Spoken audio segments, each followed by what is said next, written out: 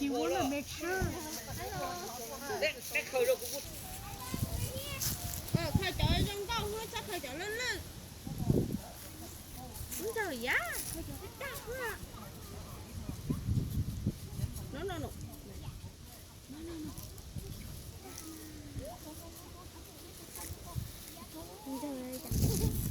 Đúng gì?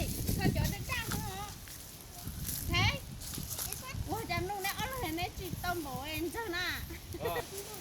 Ok, khai chợ tan thôi cho họ lúc hả?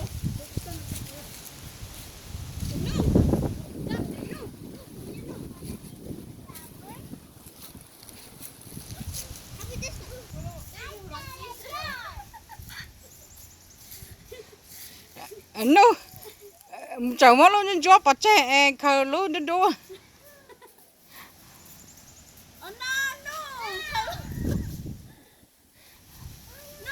Chạy.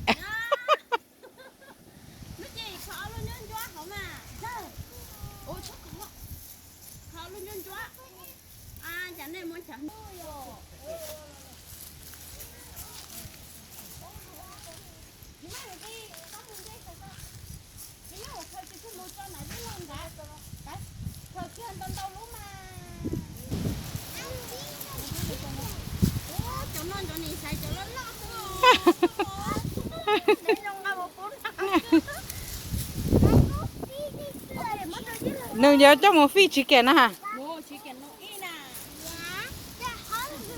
They're hungry.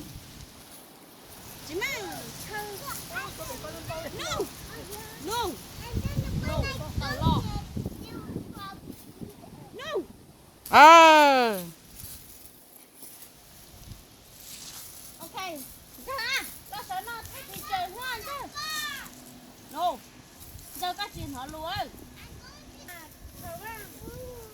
Thôi chứ cho họ lúc thôi.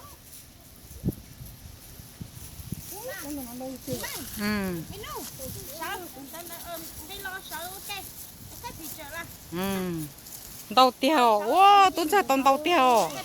Wow, tuấn sa. Ôi yo. Ôi yo, tuấn sa. Cũng có. Cái lẹ, cái chiếc ly mà nó khác khởi đó. Wow, tuấn sa có tàu tiêu.